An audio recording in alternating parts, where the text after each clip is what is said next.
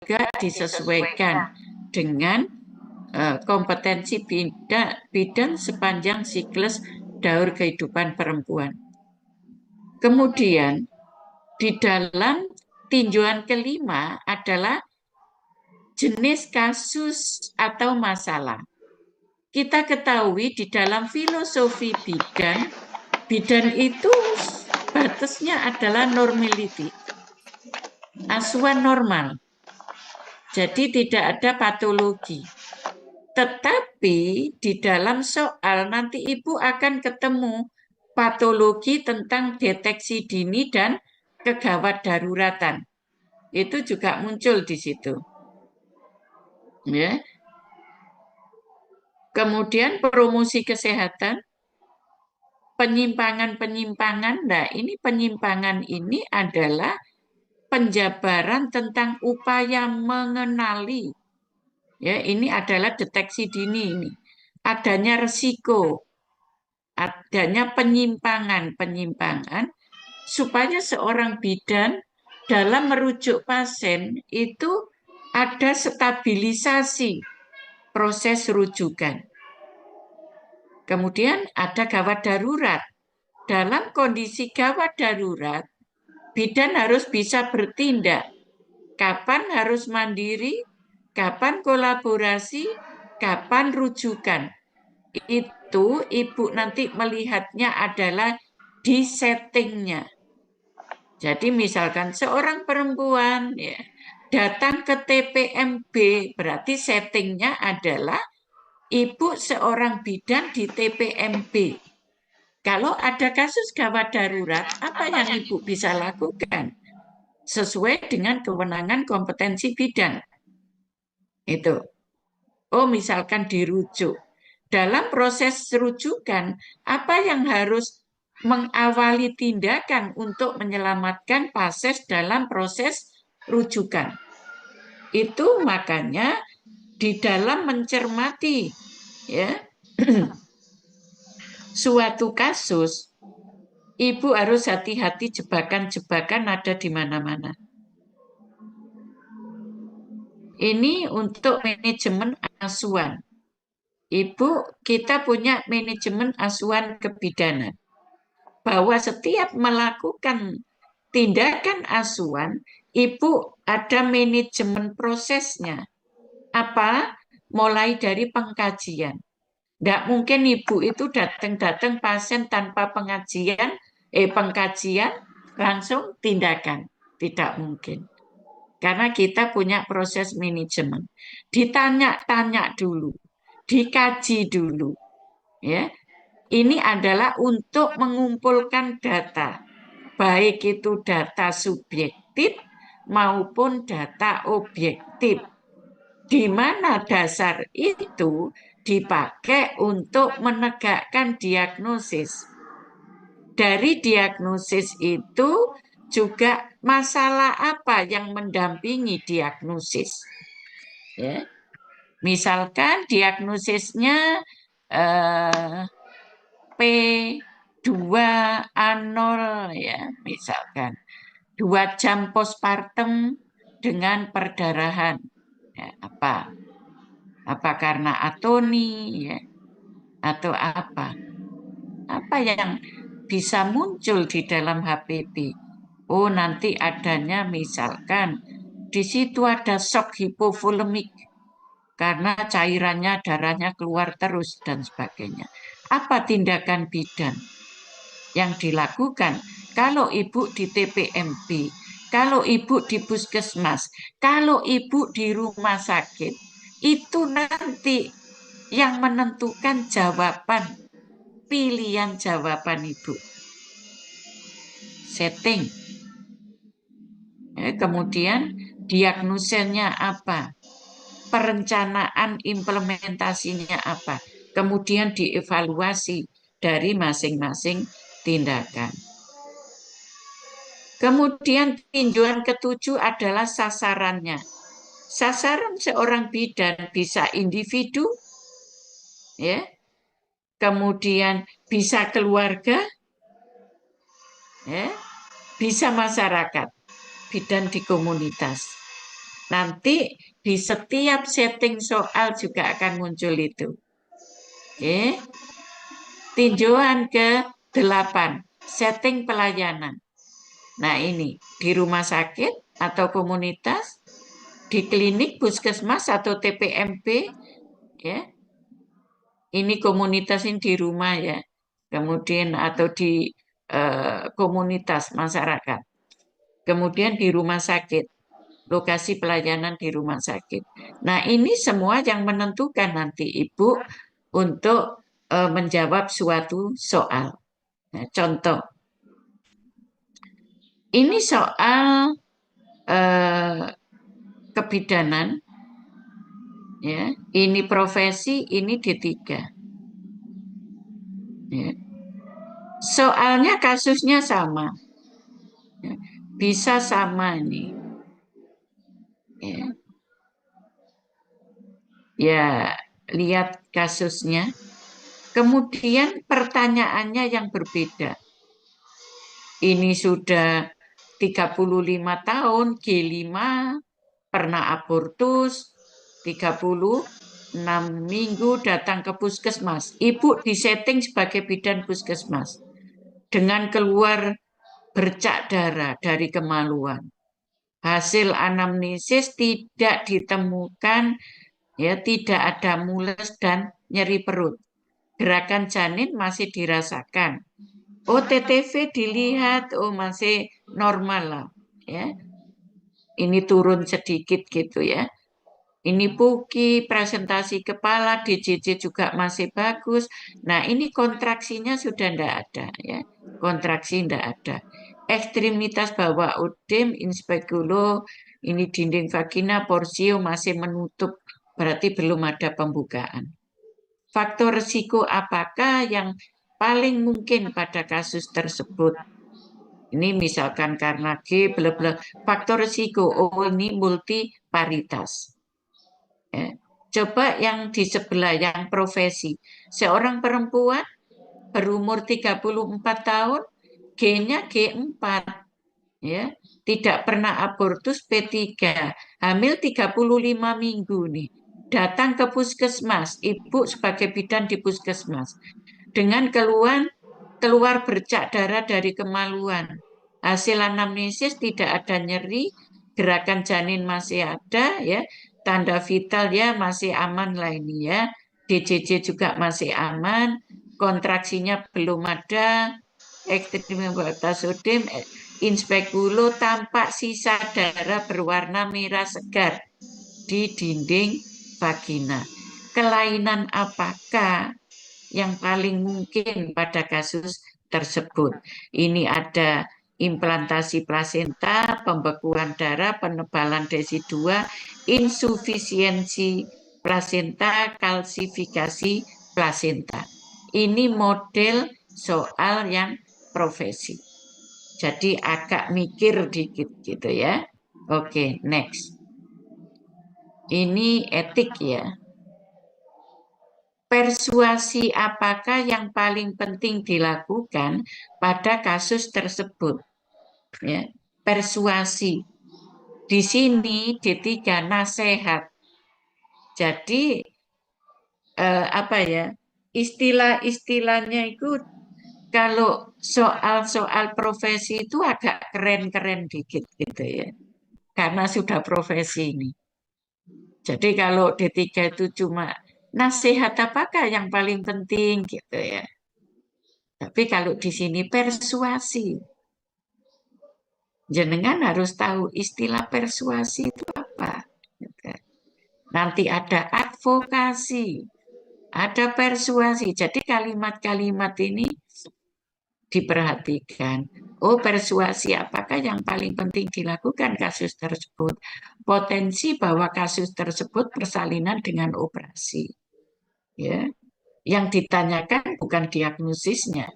Ibu kalau diagnosis bisa, oh ini tadi plasenta previa kali, ini tadi solucio kali, itu kan. Tapi ini persuasi. Oke.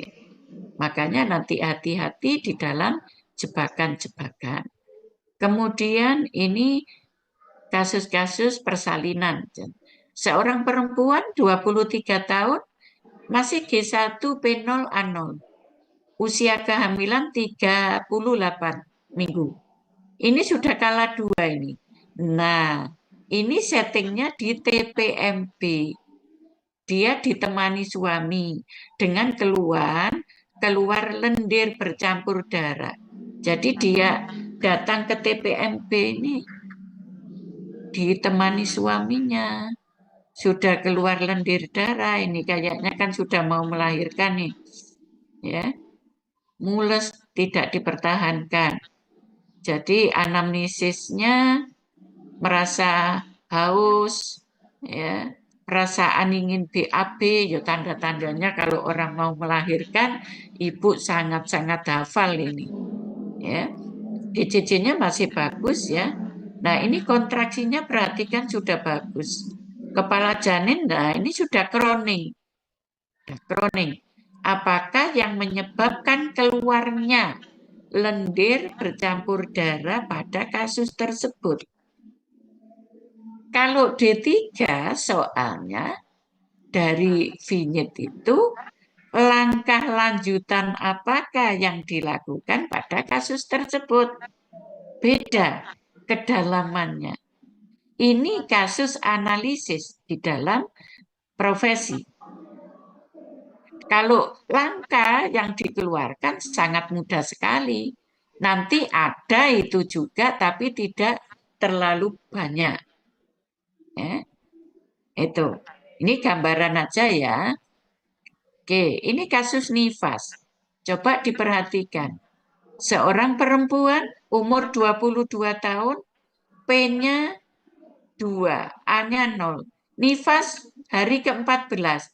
Ini datang ke rumah sakit dia. Berarti apa? Ibu disetting sebagai bidan di rumah sakit. Dengan keluhan demam sejak 2 hari yang lalu. Bayinya tidak mau menyusu. Hasil anamnesis, riwayat melahirkan anak kedua ini normal. Tidak ada penyakit. KU baik, tensinya juga. Nah ini suhunya 38,8. Dia mengeluh panas tadi. Nadinya ya rodok munda. Ya. Pernafasannya juga. Inspeksi tampak payudara bengkak, tegang pada palpasi payudara keras dan nyeri tegang. Tindakan awal yang ditanyakan. Ini pasiennya di rumah sakit. Tindakan awal apakah yang paling tepat pada kasus tersebut?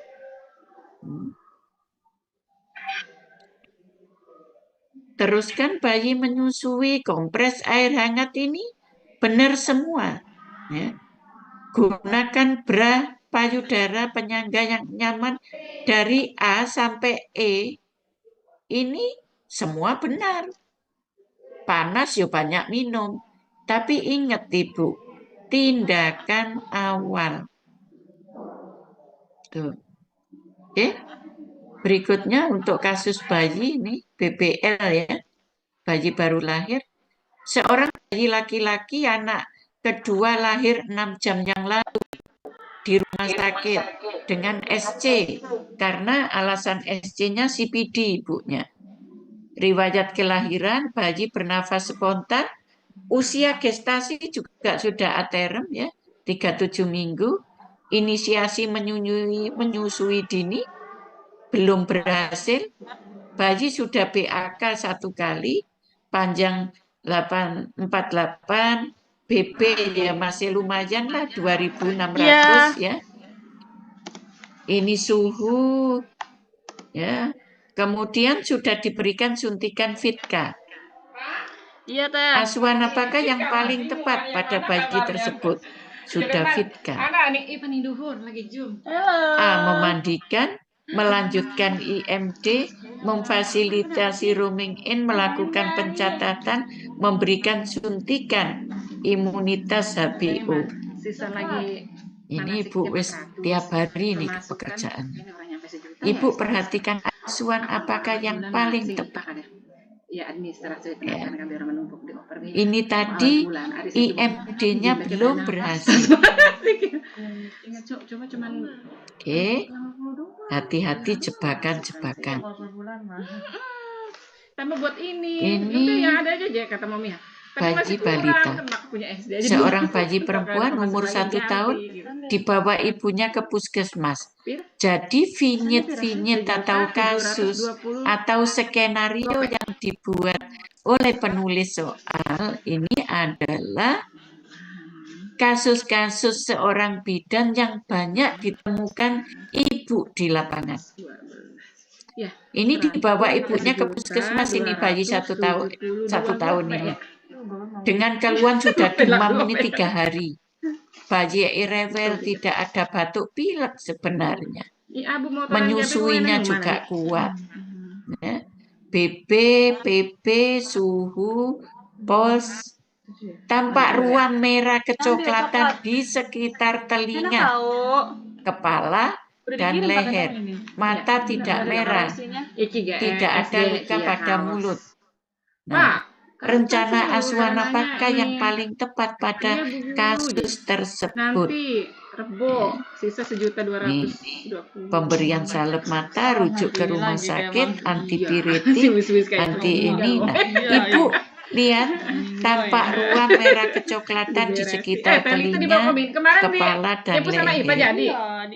Terus Ibu pasti berpikir rencana asuhan apa yang paling tepat.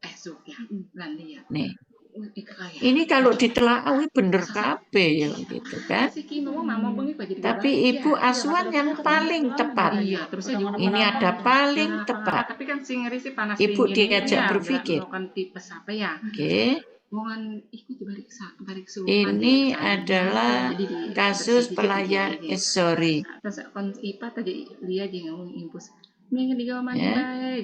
ini pelayanan KB tadi kurang 1 ya.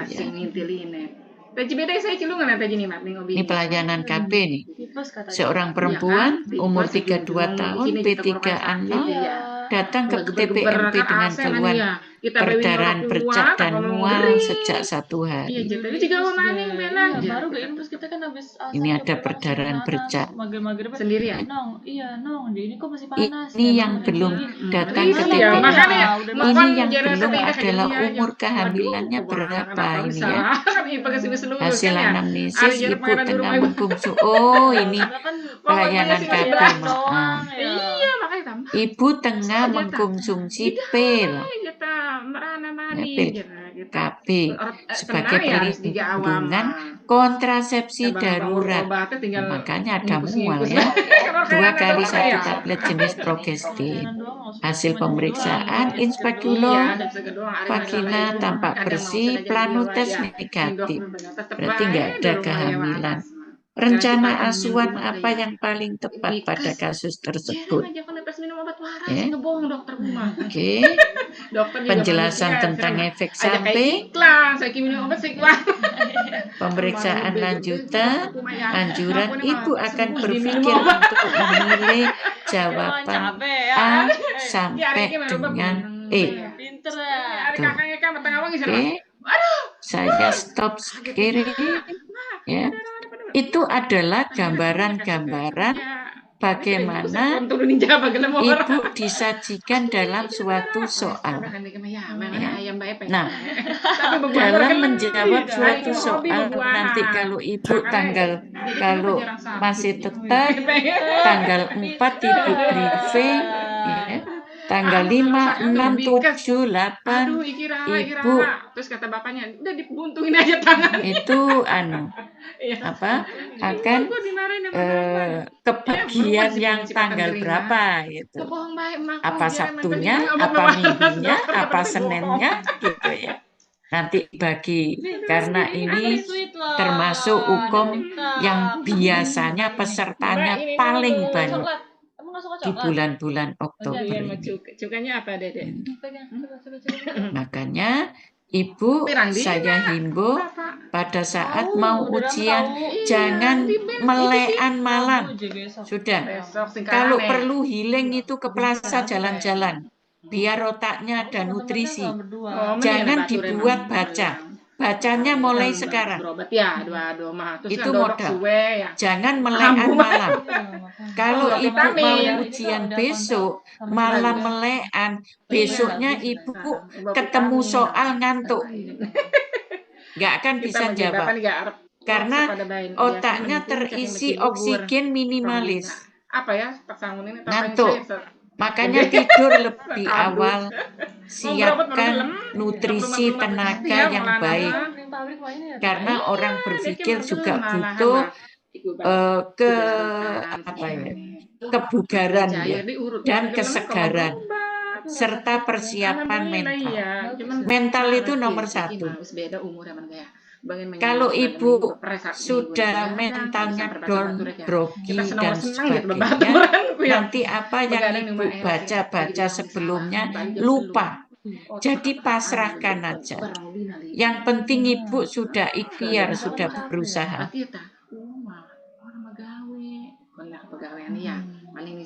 Jangan stres, jangan cemas, jangan grogi. Berdoa, berusaha.